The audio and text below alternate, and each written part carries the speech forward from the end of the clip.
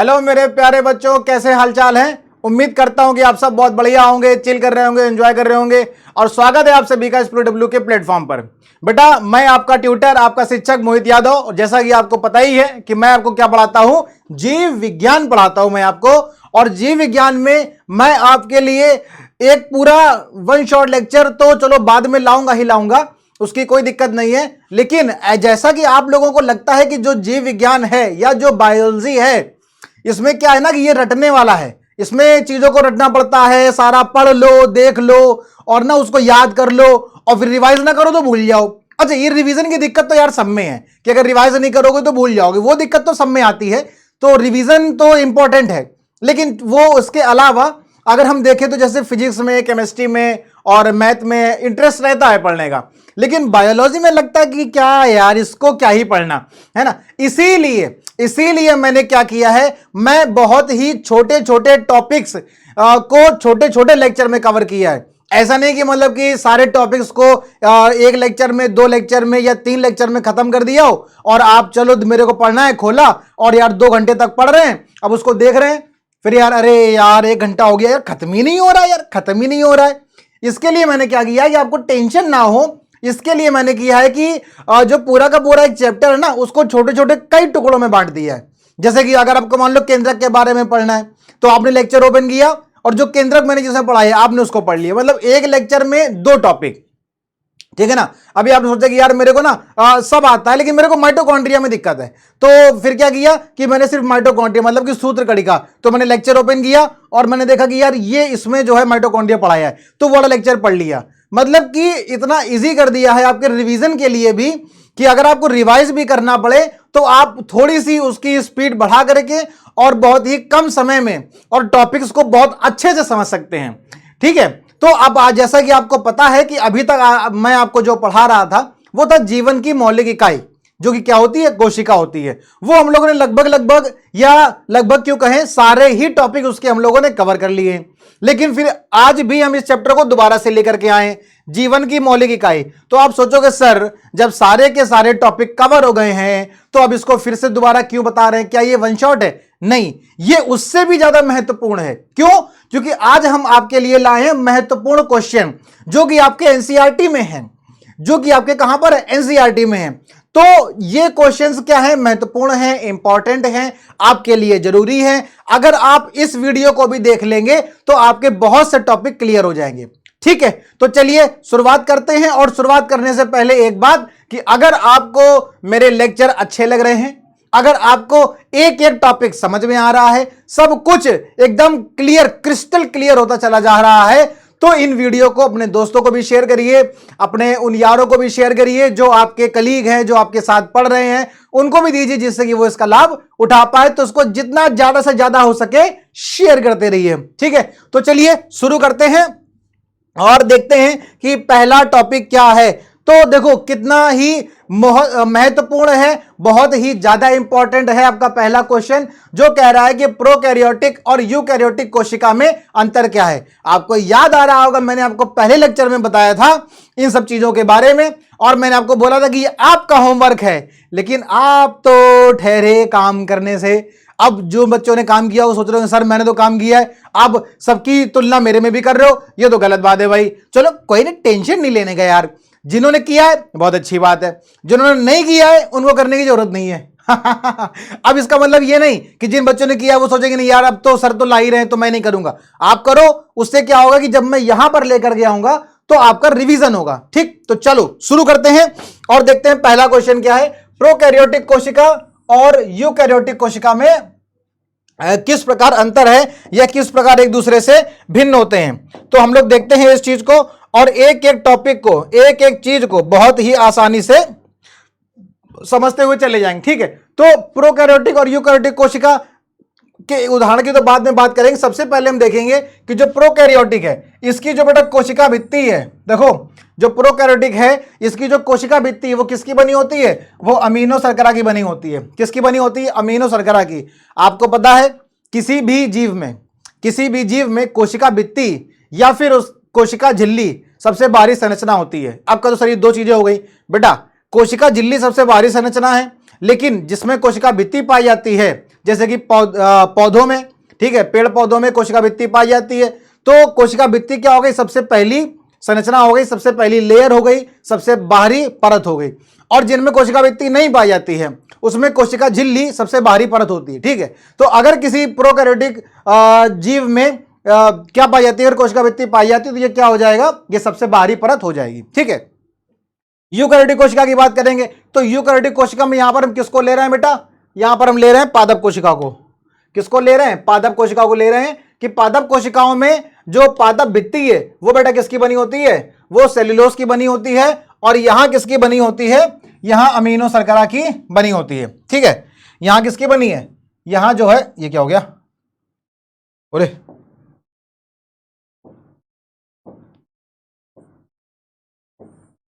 यहां किसकी बनी है, यहां पर अमीनो शर्करा की बनी होती है, ठीक है। अब यहां पर हमने पादप कोशिका को क्यों लिया है, यहां पर हमने सिर्फ पादप कोशिका को क्यों लिया है, क्योंकि मैंने अभी आपको बताया कि अगर आप बात करोगे जंतु कोशिका की, अगर आप किसकी बात करोगे बेटा, अगर आप जंतु कोशिका की बात करोगे तो जंतु कोशिका में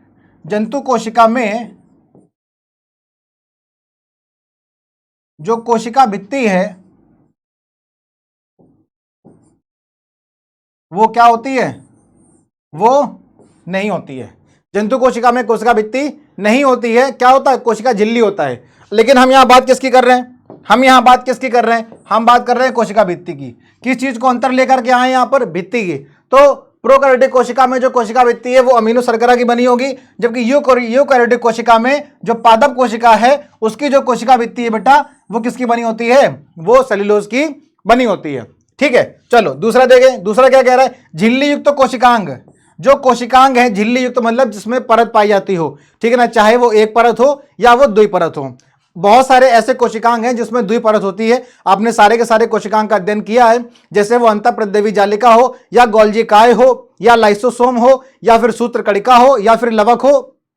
ये जितने भी कोशिकांग हैं ये कैसे होते हैं, ये दोहरी झिल्ली के होते हैं, ठीक है। कुछ कोशिकांग ऐसे भी होते हैं जो सिंगल परत के होते हैं, कुछ ऐसे भी होते हैं जिसमें मेम्ब्रेन पाई नहीं जाती है, जैसे कि राइबोसोम, ठीक। तो देखो प्रोकैरियोटिक कोशिका की अगर हम बात करेंगे तो जो झिल्ली युक्त कोशिकांग है वो बेटा वो नहीं पाए जाते, मतलब प्रोकैरियोटिक कोशिका में कोशिकांग नहीं पाए जाते हैं, जबकि यूकैरियोटिक कोशिका में झिल्ली युक्त कोशिकांग बेटा पाए जाते हैं, ठीक है ना। बहुत ही तो सरल है। चलो इसके बाद देखते हैं, इसके बाद कह रहा है बेटा तीसरा ऑप्शन कि गुणसूत्र एकल है। गुणसूत्र कैसा है, एकल है, मतलब बेचारा ये सिंगल है, ठीक है ना, तुम लोगों की तरह नहीं, तुम लोग सिंगल हो कह दो ये सर ये क्या है, हाँ भाई कह दो सिंगल है। तो चलो तुम्हें लोगों की तरह क्या है, गुणसूत्र जो है वो सिंगल होता है। गुणसूत्र की चर्चा हम लोगों ने करी थी, आपको याद आ रहा होगा सारी की सारी चीजें। जैसे ही एक टॉपिक यहां पर आता है तुरंत रिवीजन होना चाहिए कि गुणसूत्र के बारे में हमने क्या क्या पढ़ा था, ठीक है। और सबसे पहले मनुष्य में, मानव में गुणसूत्र की संख्या कितनी होती है, तुरंत बताओ कितनी होती है, संख्या की बात कर रहे हैं, 46 होती है। अगर इसी को जोड़ी में कन्वर्ट कर दें कितनी जोड़ी होती है, तो 23 जोड़ी होती है, ठीक है। कैसे होते हैं बेचारे गुणसूत्र, सिंगल हैं, ठीक है। और क्या पाया जाएगा, डीएनए भी होगा और आरएनए भी होगा। वहीं अगर हम बात करते हैं यूकैरियोटिक कोशिका की तो यहां पर गुणसूत्र सिंगल नहीं है, एक से अधिक है, मतलब एक दो भी नहीं, एक से अधिक, ठीक है। और क्या होता है, डीएनए के बने होते हैं। कैसे होते हैं, डीएनए के बने होते हैं, ठीक है। चलो देखो दूसरी बात, अगला पॉइंट, अगला क्या कह रहा है कि आरंभी जो केंद्र हैं, मतलब कि जो न्यूक्लियाइड पाया जाता है, यहां पर न्यूक्लियाइड होता है ना, हमने आपको बताया था बहुत ही महत्वपूर्ण कि जो केंद्रक है वो केंद्रक की संरचना में अंतर को लेकर के प्रोकैरियोटिक और यूकैरियोटिक कोशिका में मेन अंतर होता है ना। ये तो सारे अंतर है ही, लेकिन जो सबसे महत्वपूर्ण है बेटा वो सबसे महत्वपूर्ण कौन सा है, ये चौथा वाला है। क्योंकि जो केंद्रक है वो यहां पर कैसा होता है, यहां पर फॉल्स न्यूक्लियस होता है, असत्य केंद्रक होता है, ठीक है ना, असत्य केंद्रक होता है, जिसको हम लोग क्या कहते हैं बेटा, न्यूक्लियाइड कहते हैं। जबकि यूकैरियोटिक कोशिका में कैसा होता है, सत्य केंद्रक होता है। अब जो बच्चे इस वीडियो को पहली बार देख रहे हैं वो सोच रहे होंगे सर ये सत्य केंद्रक और ये न्यूक्लियाइड क्या होता है। तो बेटा देखो, अगर हम बात करते हैं किसकी, अगर हम बात करते हैं न्यूक्लियाइड की, या हम न्यूक्लियाइड की बात ना करके हम सीधे किसकी बात कर ले, हम सीधे न्यूक्लियस की बात कर लेते हैं, मतलब कि केंद्रक की बात कर लेते हैं, सत्य केंद्र की बात करते हैं पहले। ठीक है, सत्य केंद्रक की चर्चा कर लेते हैं। जो सत्य केंद्रक है ना, इसमें क्या क्या होगा, जिन लोगों ने लेक्चर देख लिया है पहले से उनको पता होगा इसमें क्या क्या होता है। इसमें केंद्रक झिल्ली पाई जाएगी, केंद्रक झिल्ली,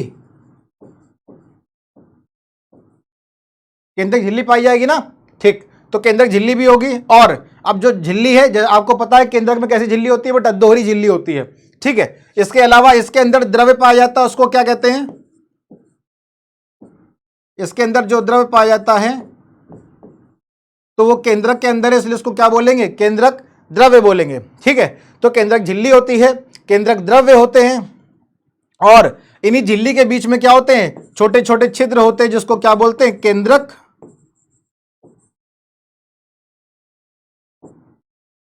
छिद्र बोलेंगे। क्या बोलेंगे उनको, केंद्रक छिद्र बोलेंगे। तो केंद्रक छिद्र भी इस सत्य केंद्रक में पाए जाएंगे। केंद्रक झिल्ली होगी, केंद्रक झिल्ली के अंदर जो दोहरी झिल्ली है उसके अंदर एक द्रव्य पाया जाता है, जो तरल पदार्थ होता है उसको केंद्रक द्रव्य कहते हैं, और केंद्रक छिद्र भी पाए जाते हैं, ठीक है। इसके अलावा गुणसूत्र को लेकर के भी अंतर है, लेकिन वो हमने आप लोगों को यहां पर बता दिया था कि जो गुणसूत्र है वो एकल होता है, डीएनए तथा आरएनए दोनों होते हैं, जबकि यूकैरियोटिक में गुणसूत्र एक से अधिक होते हैं और डीएनए पाया जाता है। तो ये गुणसूत्र और डीएनए ये केंद्र के अंदर ही होते हैं, लेकिन यहां पर अलग से अंतर दे दिया गया है, तो सिर्फ इतनी ही चर्चा करेंगे। तो सत्य केंद्रक में ये तीनों चीजें पाई जाती हैं, ठीक।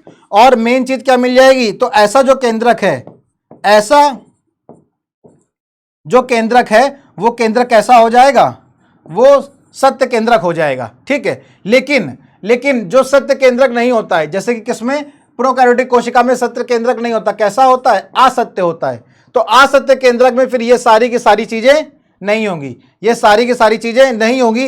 असत्य केंद्रक में ये सारी की सारी चीजें नहीं होंगी, इसलिए ऐसे केंद्रक को बेटा क्या बोलेंगे, ऐसे केंद्रक को क्या बोलेंगे, न्यूक्लियाइड बोलेंगे। ऐसे केंद्रक को क्या बोलेंगे, ऐसे केंद्रक को क्या बोलेंगे बेटा, न्यूक्लियाइड बोलेंगे, ठीक है ना। चलो अगला टॉपिक देखते हैं, राइबोसोम। अगर राइबोसोम की बात करेंगे तो प्रोकैरियोटिक कोशिका में बेटा राइबोसोम 70S प्रकार का होता है, जबकि यूकैरियोटिक कोशिका में राइबोसोम 80S प्रकार का होता है। हमने आपको राइबोसोम नहीं पढ़ाया था क्योंकि एनसीईआरटी में राइबोसोम नहीं दिया था, लेकिन फिर भी बच्चों के कमेंट आए कि सर राइबोसोम के बारे में भी बता दीजिए। तो आज हम आपको राइबोसोम को भी डिस्कस करेंगे, यहां पर उसकी भी चर्चा करेंगे। फिलहाल हम समझते हैं कि यहां पर 70S और यहां पर 80S टाइप का जो है राइबोसोम पाया जाता है, ठीक है। तो ये बहुत ही महत्वपूर्ण क्वेश्चन है प्रोकैरियोटिक और यूकैरियोटिक की कोशिका को लेकर के, ठीक है ना, ठीक है ना। चलो अभी आगे बढ़ते हैं। अब आगे बढ़ते हैं तो बेटा क्वेश्चन क्या आ रहा है, क्वेश्चन आ रहा है कि कोशिका का कौन सा अंगक क्या है बेटा, बिजली घर है। कोशिका का कौन सा अंगक क्या है, बिजली घर है। अब बिजली घर जैसे बात आई तो बिजली घर का मतलब क्या होता है बेटा, बिजली घर का मतलब क्या होता है, बिजली घर का मतलब है ऊर्जा। बिजली घर का मतलब क्या है, ऊर्जा। ऐसा कौन सा कोशिका का अंगक है, मतलब कोशिकांग है जिसमें ऊर्जा पाई जाती है। ऐसा भी कोई कोशिकांग होता है क्या जिसमें ऊर्जा होती है, हाँ भाई होता है। कौन सा होता है, उसको हम लोग बोलते हैं माइटोकॉन्ड्रिया। क्या बोलते हैं उसको, उसको बोलते हैं माइटोकॉन्ड्रिया। अब बोलो सर ये क्या है, ये तो गूगली हो गई, क्यों, क्योंकि माइटोकॉन्ड्रिया तो अंग्रेजी शब्द है भाई। माइटोकॉन्ड्रिया तो कैसा शब्द है, अंग्रेजी शब्द है। क्या तो उसी को अंग्रेजी को हिंदी में लिख दिए हो, अरे परेशान नहीं हो। इसको हिंदी में क्या कहते हैं, सूत्र कणिका कहते हैं। क्या कहते हैं इसको, सूत्र कणिका कहते हैं हिंदी में, ठीक है। तो ये जो माइटोकॉन्ड्रिया है जिसको हम लोग सूत्र कणिका कहते हैं, ये क्या है बेटा, ये बिजली का घर है। क्यों बिजली का घर है, क्योंकि यहां पर एक बहुत महत्वपूर्ण क्रिया होती है, एक रिएक्शन होती है, बहुत महत्वपूर्ण समीकरण है। क्या है वो ये है कि जिसको हमने आपको बताया था कि एक रिएक्शन होती है, एक क्रिया होती है जिसमें क्या होता है, जिसमें जो ग्लूकोज है। अब ग्लूकोज क्या होता है, तो ये ग्लूकोज का फॉर्मूला होता है, केमिस्ट्री में पढ़े होगे ना, पंकज सर आपको पढ़ा रहे हैं ना, बहुत बढ़िया केमिस्ट्री पढ़ाते हैं पंकज सर, है ना। छोटे मोदी के नाम से उनको जान सकते हैं, क्यों, ऐसी आवाजें निकालते हैं ना। कहते अच्छा पंकज सर की बुराई कर रहे हो सर, गलत बात है। देखो पंकज सर हमारे फाउंडेशन टीम में पढ़ाते हैं, हमारे साथ ही पढ़ाते हैं। एक पंकज सर जो हैं वो नीट के लिए पढ़ाते हैं, उनकी बात नहीं कर रहे हैं, जो पता चले कंप्लेन कर दोगे, अच्छा वो वाले पंकज सर की बात कर रहे हो। एक पंकज बुरासी सर है, उनकी बात हो रही है। चलो देखो, तो ये क्या है बेटा, C6H12O6, कार्बन 6 है, हाइड्रोजन 12 है, ऑक्सीजन भी 6 है। इसको बेटा क्या कहते हैं, ग्लूकोज। ये किसका फॉर्मूला है, ये ग्लूकोज का फॉर्मूला है। तो कह दो यहां माइटोकॉन्ड्रिया का, सूत्र कणिका का इससे क्या संबंध है। देखो ये ग्लूकोज है और ग्लूकोज क्या करता है, ऑक्सीजन की उपस्थिति में, ऑक्सीजन की उपस्थिति में टूट जाता है, और टूट जाता है तो क्या करेगा, अब तो ये बेचारा टूट गया ना, तो इसको बहुत नुकसान हो जाएगा। क्या कर रहे यार, तुमने हमको तोड़ दिया, ये बहुत गलत किया तोड़ के, कोई बात नहीं, हम इसका बदला लेंगे, ठीक है। तो ये देखो ग्लूकोज है, ऑक्सीजन की उपस्थिति में क्या होता है, टूटता है। और किसमें टूटता है बेटा, तो ये टूटता है कार्बन डाइऑक्साइड में, मतलब CO2। और किसमें टूटता है बेटा, और टूटता है वाटर में, ठीक है। तो ये हो गया। लेकिन इसके बाद एक महत्वपूर्ण चीज होती है जिसमें क्या होता है, ऊर्जा निकलती है। क्या निकलती है, ऊर्जा निकलती है। कितनी ऊर्जा निकलती है जान लो, यहां पर कितनी ऊर्जा निकलती है, 38 ATP। कितनी ऊर्जा निकलती है, 38 ATP। अब ये ATP क्या बोला है भाई, ATP क्या है, तो ATP एक छोटा सा नाम है, शॉर्ट नेम है। इसका पूरा नाम क्या होता है, इसका पूरा नाम होता है adenosine try phosphate, adenosine try phosphate, ठीक है। ये क्या है बेटा, ये ATP है, ठीक है। तो इतनी ज्यादा जो ऊर्जा निकल रही है ATP।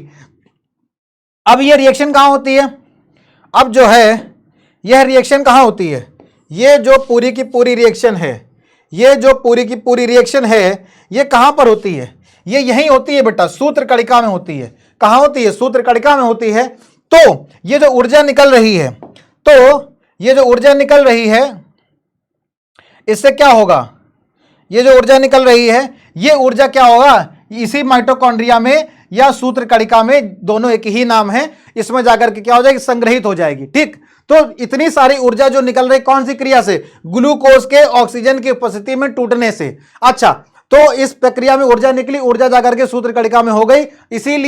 इसीलिए जो बिजली घर है वो क्या है, वो सूत्र कणिका है, माइटोकॉन्ड्रिया है। क्यों, क्योंकि यहां पर ये रिएक्शन होती है, ये प्रक्रिया होती है जिसमें ग्लूकोज ऑक्सीजन की उपस्थिति में टूटता है, कार्बन डाइऑक्साइड बनाएगा, जल बनाएगा, और बहुत सारी मात्रा में क्या करेगा, ऊर्जा को निकालेगा। ये ऊर्जा जाकर के सूत्र कणिका में, माइटोकॉन्ड्रिया में जाकर के संग्रहित हो जाएगी। और जब आपको किसी भी क्रिया को करने के लिए, आपको खेलना है, आपको दौड़ना है, आपको कोई भी ऐसा काम करना है, आपको मैच खेलना है, क्रिकेट खेलना है, आपको जो कुछ भी काम करना है या फिर नहीं भी करना है, तो हमारे शरीर में खुद से ही, पहले से ही बहुत सारी उपापचयी प्रक्रियाएं हो रही होती हैं। जैसे कि पाचन, आपने जो खाया वो पच गया। जैसे कि श्वसन क्या है, ये जो आप प्रक्रिया देख रहे हो कि ग्लूकोज का टूटना और टूट करके ऊर्जा का निकलना, इस प्रक्रिया को ही क्या कहते हैं, ये परिभाषा कौन सी है, श्वसन है। तो ये एक उपापचयी प्रक्रिया है, ठीक है। इसके बाद क्या होता है, इसके बाद उत्सर्जन हो रहा है। उत्सर्जन क्या होता है, उत्सर्जन ये होता है कि जो हमारा रुधिर है, रुधिर के शुद्धिकरण की प्रक्रिया होगी, और हमारे शरीर में पाए जाने वाले नाइट्रोजन युक्त जो हानिकारक पदार्थ हैं, उनको शरीर से बाहर निकालने की प्रक्रिया होगी, ठीक है। मूत्र के माध्यम से उनको बाहर निकाला जाता है, उस प्रक्रिया को उत्सर्जन कहते हैं। और हमारा जो शरीर में जो रक्त का परिसंचरण हो रहा है, रुधिर है, वो रुधिर क्या हो रहा है, उसका परिसंचरण हो रहा है। तो ये सारी की सारी प्रक्रियाएं क्या है, उपापचयी प्रक्रियाएं हैं, जिसके लिए आपको बहुत सी ज्यादा ऊर्जा की आवश्यकता होती है। और वो ऊर्जा बेटा इस रासायनिक क्रिया से ऊर्जा निकलती है, और यह ऊर्जा जाकर के सूत्र कणिका में, माइटोकॉन्ड्रिया में जाकर के स्टोर हो जाती है, संग्रहित हो जाती है, ठीक। इसलिए इसको क्या कहते हैं, बिजली घर कहते हैं। अब माइटोकॉन्ड्रिया क्या है, तो यह एक, पता है आपको, एक दोहरी संरचना है ना। माइटोकॉन्ड्रिया क्या है, यह इस तरह से एक बाहरी परत हो गई, इसके बाद एक अंदर की परत होती है। लेकिन अंदर की परत में क्या होता है, इस तरह से उंगली के आकार की कुछ संरचनाएं बन जाती हैं, और इन संरचनाओं को क्या कहते हैं, इन संरचनाओं को क्या कहते हैं, क्रिस्टी कहते हैं। ये बाहरी परत है, ये भीतरी परत है, और ये क्या है, ये क्रिस्टी है, ठीक है। इसमें F1 कण लगे होते हैं, इसमें क्या लगे होते हैं, F1 कण लगे होते हैं। इसके अंदर एक तरल पदार्थ भरा होता है ना। इसके अंदर क्या भरा होता है, इसके अंदर एक ऐसे भरा होता है जिसको क्या कहते हैं, अधात्री कहते हैं, है ना। ये सारी की सारी चीजें हमने आपको पढ़ाई है ना। ये जो अंतर्वलन के कारण ये जो उंगली के आकार की संरचना बन रही है, इसको क्या कहते हैं, इसको क्या कहते हैं, इसको क्रिस्टी कहते हैं। तो ये क्या हो रहा है, ये अंतर्वलन की प्रक्रिया है, किसमें होती है, भीतरी सतह में होती है। तो ये सारी की सारी चीजें मैंने आपको पिछले लेक्चर में पढ़ाई, आप वहां से उसको देख लेंगे, ठीक है ना। चलो बढ़ते हैं अगले क्वेश्चन की तरफ। अगला क्वेश्चन क्या है बेटा, अगला क्वेश्चन भी बहुत ही ज्यादा महत्वपूर्ण है। कह रहा है पादप कोशिकाओं और जंतु कोशिकाओं की तुलना करिए, ठीक है ना। ये अंतर भी बहुत ही ज्यादा महत्वपूर्ण है, कई बार आपके एग्जाम में, आपके परीक्षा में पूछा जाता है और हमको आता है, लेकिन गलती क्या करते हैं हम लोग, 1 2 या 3 लिखते हैं। हम कितने लाए, 5। कम से कम बेटा 4 तो आपको लिखने ही है, ज्यादा से ज्यादा 5, ठीक है ना। अगर 2 नंबर का क्वेश्चन आ रहा है तो आपको कम से कम 3 और ज्यादा से ज्यादा 4 आपको लिखने हैं। लेकिन अब अगर आप 3 ही लिखोगे और 3 ही याद करोगे तो फिर कैसे काम चलेगा। इसलिए हम लोग कितने लिखेंगे, 5 लिखेंगे, 5 याद करेंगे, फिर देखते हैं एग्जाम में कितने याद होते हैं। पता नहीं 5 याद रहेंगे भी कि नहीं रहेंगे, क्या होगा क्या नहीं होगा, क्या पता भाई, क्या पता। देखो जंतु कोशिका और पादप कोशिका में अंतर, इसका अंतर जानने से पहले सबसे पहले हम आपको बताएंगे कि चित्र के माध्यम से उसको समझते हैं। क्योंकि हमने आपको बताया था क्या कि जो जीव विज्ञान जो टॉपिक है इसमें क्या है, इसको चित्र के माध्यम से अगर आप समझेंगे तो आप आसानी से, बहुत ही आसानी से चीजों को समझ जाएंगे। देखो तो पादप कोशिका का ये चित्र है और पादप कोशिका के चित्र में सबसे पहली चीज बेटा आपको क्या दिख रही है, सबसे पहली चीज आपको क्या दिख रही है, आपको दिख रही है ये एक मोटी भित्ति। क्या दिख रही है, ये क्या है, ये मोटी भित्ति है, ठीक, जिसको हम लोग क्या कहते हैं, जिसको हम लोग कोशिका भित्ति कहते हैं। क्या कहते हैं बेटा इसको क्या कहते हैं, कोशिका भित्ति। लिख दे यहां पे,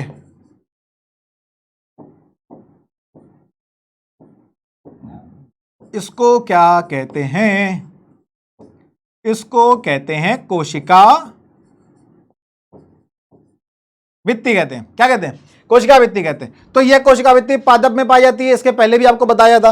और देखो ये क्या है, ये जंतु कोशिका है। ये क्या है, ये जंतु कोशिका है, ठीक है। ये बहुत सारे अंतर्वलन यहाँ पे, और फिर ये इस तरह से इसका चित्र है। यहां पर कोशिका भित्ति नहीं होती है। ये क्या है, ये कोशिका झिल्ली है। यहीं से समझ लेंगे सारे अंतर, चित्र के माध्यम से ही सारे अंतर को समझ लिया जाएगा। यह कोशिका झिल्ली है, जबकि पादप कोशिका में क्या है, कोशिका भित्ति है। पहला अंतर। दूसरा बेटा देखो, दूसरा ये क्या है, ये क्या है, ये केंद्रक है, जिसकी चर्चा हम लोग पहले कर रहे थे। ये क्या है, ये केंद्रक है, ठीक है, दिख रहा है ना, ठीक। ये केंद्रक, लेकिन ये कहां पर है, ये मध्य में है। कहां पर है, एकदम देखो मध्य में है ना, जितनी जगह यहां से उतनी जगह लगभग यहां से है। तो ये क्या है, मध्य में है। जबकि आप देखो पादप कोशिका में, देखो पादप कोशिका में केंद्रक कहां है, ये है केंद्रक, ये देखो। तो ये कहां पर है, ये किनारे पर है। कहां पर है, किनारे पर स्थित क्या, केंद्रक। तो केंद्रक कहां पर स्थित है, किनारे पर स्थित है। किसमें बेटा, किसमें, पादप कोशिका में। किसमें, पादप कोशिका में। दूसरा अंतर क्या है, जो केंद्रक है वो किनारे पर है ना। जबकि जंतु कोशिका में बेटा कहां पर है, मध्य में स्थित है। मध्य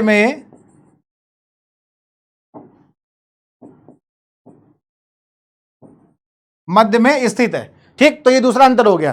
तीसरा देखो, ये क्या है बेटा, ये क्या है, इसको बोलते हैं रिक्तिका।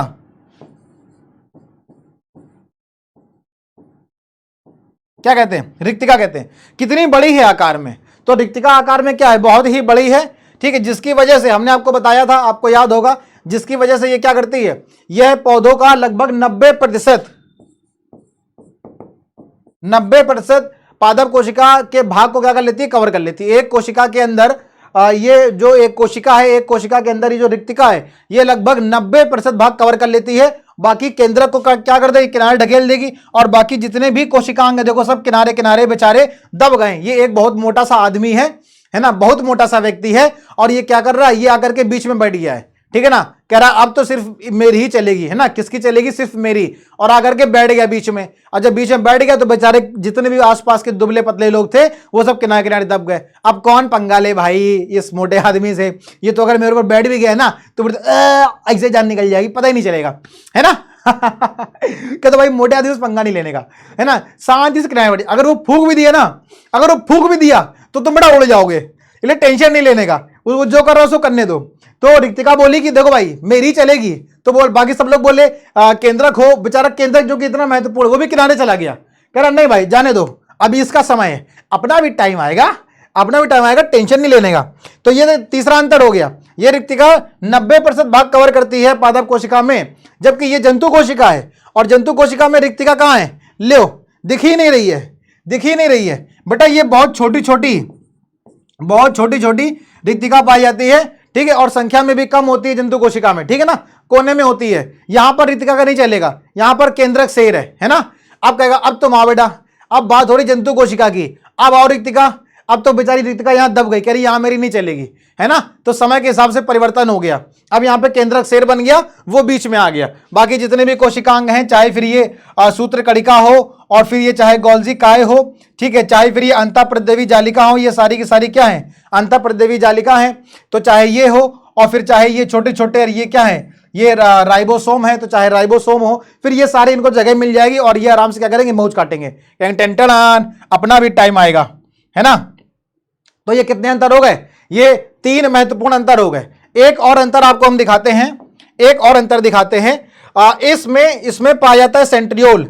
सेंट्रियोल ये कहां गया, सेंट्रियोल कहां गया, कहीं दिख रहा है, ये गोल्जी काय, ये अंतर्जालिका, ये केंद्रक, कोशिका द्रव्य, खुरदरी, सूत्र कणिका, राइबोसोम, लयन काय, परऑक्सीसोम, और ये तारक काय। देखो ये मिला, ये है क्या है, ये तारक काय है, कहाँ है ये बेटा, ये देखो छोटा सा यहां बैठा है, यहां छपा बैठा है, और नलायक, इस तरह से करके क्या है ये तारक काय। तारक काय कहां पाया जाता है, जंतु कोशिका में पाया जाता है। अभी हम देखेंगे पादप कोशिका में आपको तारक काय नहीं मिलेगा। क्या करता है ये तारक काय, ये कोशिका विभाजन के समय, कोशिका विभाजन के समय मदद करता है। कोशिका विभाजन के समय क्या करता है, मदद करता है। क्या मदद करता है, जो सेंट्रियोल होते हैं ना, ये तारक ये टूट जाते हैं, ठीक है ना, आपस में 20 से 2 एक होता है तो 2 हो जाएंगे, और दोनों जाकर के अपोजिट एंड पे, विपरीत ध्रुवों पे चले जाएंगे, ठीक है। और फिर क्या करेंगे, को अपने अपने जो गुणसूत्र उसको खींच लेंगे अपनी अपनी तरफ, है ना, ये मेरा है, ये मेरा है, कहेगा हमको हमको दे दो, तो दोनों लोग बराबर बराबर बांट लेंगे। तो ये कौन करता है, तारक काय करता है। जब मैंने आपको कोशिका विभाजन पढ़ाया था तो वहां मैंने आपको बताया था, ठीक है। तो ये तारक काय कहां पाया जाएगा बेटा, ये जंतु कोशिका में पाया जाएगा, और क्या करेगा, कोशिका विभाजन में मदद करेगा। जबकि पादप कोशिका में तो कहीं तारक काय नहीं मिलेगा। चिकनी अंतःप्रदेवी जालिका, और ये जीवद्रव्य तंतु, ये सूक्ष्म नलिका, ये एक्टिन, ये पराक्सीसोम, कोशिका द्रव्य, हरित लवक, राइबोसोम, सूत्र कणिका, कोशिका भित्ति, ये रसधानी जिसको रिक्तिका बोला, ये कोशिका झिल्ली, केंद्रक आवरण, उपकरण, और ये केंद्रिक और केंद्रक। तो और ये 2 रह गए, ये देखो लयन काय, और ये खुरदरी अंतःद्रव्य जालिका। तो ये क्या हो गया, ये पादप कोशिका है, लेकिन यहां पे तुमको क्या नहीं मिला, यहां पे तुमको तारक काय नहीं मिला, ठीक है। तो तारक काय में कहां मिलेगा, ये हमको मिलेगा जंतु कोशिका में। तो देखो ये अब आप इस तरह से आसानी से यहां पर अंतर कर लोगे, क्योंकि चित्र के माध्यम से, तो चित्र भी बनाना है, इसीलिए मैंने कहा था कि पादप कोशिका और जंतु कोशिका का चित्र तो बहुत ज्यादा महत्वपूर्ण है, तो उसको भी बनाना है, ठीक है। अब यहां पर अंतर कर लेते हैं। तो जंतु कोशिका की बात करेंगे बेटा, तो जंतु कोशिका में देखो महीन झिल्ली पाई जाती है, ठीक है, जिसे यहां प्लाज्मा लिखा है, जैसे प्लाज्मा झिल्ली कहते हैं, प्लाज्मा झिल्ली कहते हैं, क्या कहते हैं, प्लाज्मा झिल्ली कहते हैं। जबकि पादप कोशिका में प्लाज्मा झिल्ली के साथ साथ क्या मिलेगी हमको, पहले कोशिका भित्ति मिलेगी, इसके बाद प्लाज्मा झिल्ली मिलेगी। तो कोशिका भित्ति पादप कोशिका में मिलेगी और जंतु कोशिका में नहीं मिलेगी। हरित लवक अनुपस्थित होते हैं, क्योंकि लवक ही नहीं होते तो हरित लवक भी नहीं होगा। हमने आपको पढ़ाया था लवक के बारे में, तो लवक के बारे में हमने आपको बताया था ना कि जो है यहाँ पर कितने तरह के लवक मिलेंगे आपको, 2 तरह के और 3 तरह के आपको लवक मिल जाएंगे, क्रोमोप्लास्ट और क्लोरोप्लास्ट और ल्यूकोप्लास्ट। तो ये क्या है, ये क्लोरोप्लास्ट है जिसको हरित लवक कहते हैं। तो हरित लवक भी नहीं मिलेगा और लवक भी नहीं मिलेंगे, ठीक है ना। हरित लवक पौधों में पाए जाएंगे, क्योंकि जो हरित लवक है, क्लोरोप्लास्ट हैं, ये क्या करते हैं, ये हरा रंग प्रदान करते हैं किसको, पौधों की पत्तियों को। जब पत्तियों को हरा रंग देंगे तो पत्तियां क्या हो जाएंगी, हरे कलर की हो जाएंगी। ठीक है, चलो अगला देखते हैं। जो रिक्तिका है वो अनुपस्थित है, और अगर अनुपस्थित नहीं है तो बहुत ही छोटे माप की होती है। तो अनुपस्थित नहीं होती है मतलब बहुत ही छोटे आकार की होती है, जबकि यहां पर रिक्तिका बड़ी होती है। यहां पर तो पादप कोशिका में एक ही से कौन, रिक्तिका है ना, वही चलेगी खाली। सेंट्रोसोम मतलब तारक काय, तारक काय उपस्थित होते हैं, और यहां पर तारक काय बेटा अनुपस्थित होते हैं। सेंट्रोसोम को क्या कहते हैं, सेंट्रोसोम अंग्रेजी शब्द है, इसको हिंदी में क्या कहते हैं बेटा, तारक काय कहते हैं। ठीक है, और अगला पॉइंट क्या है बेटा, कोशिका विभाजन। कोशिका विभाजन जो क्या होगा, खांच का निर्माण करेगा, और जबकि इसमें कोशिका विभाजन बेटा पट्टी के माध्यम से होता है। मतलब जब एक से दो कोशिका बननी होती हैं तो जंतु कोशिका में क्या होगा, जंतु कोशिका में ऐसे अंदर की तरफ वो ग्रो करेगा। मैंने आपको बताया था कि मान लो जैसे अगर एक कोशिका है, जैसे कि यह मान लो क्या है, यह एक कोशिका है। ठीक है, अब ये कोशिका का जो ये वाला भाग है, ये मध्य वाला भाग है, ये ऐसे अंदर की तरफ क्या करेगा, अंदर की तरफ आएगा, ऐसे धीरे धीरे करके ऐसे अंदर की तरफ आएगा। ठीक है ना, ये वाला भाग, और जब ये अंदर की तरफ आएगा तो ये वाला गायब होता चला जाएगा ना, ये वाला गायब होता चला जाएगा, और धीरे धीरे क्या करेगा, अंदर आने के बाद धीरे धीरे करके ऐसे करके अंदर आ जाएगा यहाँ पे, और ये जो एक कोशिका है ये दो कोशिका में विभाजित हो जाएगी। जबकि पादप कोशिका में क्या होगा, तो पादप कोशिका में इसका जस्ट उल्टा होगा। पादप कोशिका में क्या होगा, पादप कोशिका में यहां से ये मध्य भाग है ना, तो यहां से बाहर की तरफ क्या होगा, खांच का निर्माण होगा, और फिर इस तरह से एक मोटी खांच का निर्माण होकर के एक कोशिका कितनी कोशिका में, दो कोशिका में विभाजित हो जाएगी। ठीक है, तो ये अंतर है किसका बेटा, जंतु कोशिका और पादप कोशिका का अंतर है। इसी प्रकार से आपने देखा ये पादप कोशिका का चित्र जो कि बहुत ही ज्यादा महत्वपूर्ण है, तो ये भी हम लोगों को याद रखना है। फिर ये जंतु कोशिका का चित्र, ये भी हम लोगों ने पढ़ लिया, ये भी बहुत ज्यादा महत्वपूर्ण है। ठीक है ना, कि इसमें अंतर भी आ सकता है, चित्र बनाने के लिए भी आ सकता है, और चित्र में सबसे ज्यादा महत्वपूर्ण मैंने आपको क्या बताया था, इसमें सबसे ज्यादा महत्वपूर्ण है बेटा कि इसके नाम आपको याद होने चाहिए। चित्र भले थोड़ा सा आगे पीछे अगर सही बहुत अच्छा भी नहीं बनेगा तो कोई दिक्कत उतनी ज्यादा नहीं होती है। ठीक है, तो आपको ये भी देखना है और नाम इसके याद आपको रखने हैं। ठीक है ना, और तो ये सारी की सारी चीजें हैं, ये बहुत ही महत्वपूर्ण क्वेश्चन है। इसके अलावा कोशिका विभाजन भी बहुत महत्वपूर्ण क्वेश्चन है, उसको भी देखना है।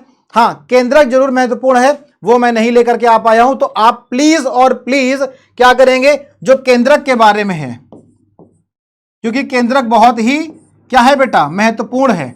क्योंकि केंद्रक के अंदर आपको क्या मिल रहा है, केंद्रक के अंदर आपको गुणसूत्र भी मिलेगा और डीएनए भी मिलेगा। मैंने आपको डीएनए भी बहुत ही विस्तृत से पढ़ाया है और गुणसूत्र भी बहुत विस्तृत से पढ़ाया, मतलब केंद्रक की बहुत विस्तृत चर्चा करी है पिछले लेक्चर में अपने, तो आप प्लीज उसको देख लीजिएगा, क्योंकि ये क्या है बेटा, बहुत ही ज्यादा महत्वपूर्ण है। उसको आज हम लेकर के नहीं आ पाए हैं, तो आप इसको वहां से देख लीजिएगा। ठीक है, तो थैंक यू मेरे प्यारे प्यारे बच्चों, और इस लेक्चर को जरूर देखना क्योंकि क्वेश्चन बहुत ही इंपॉर्टेंट है। ठीक है, और अगर अच्छा लगे तो आगे भी शेयर करेंगे। Thank you everyone.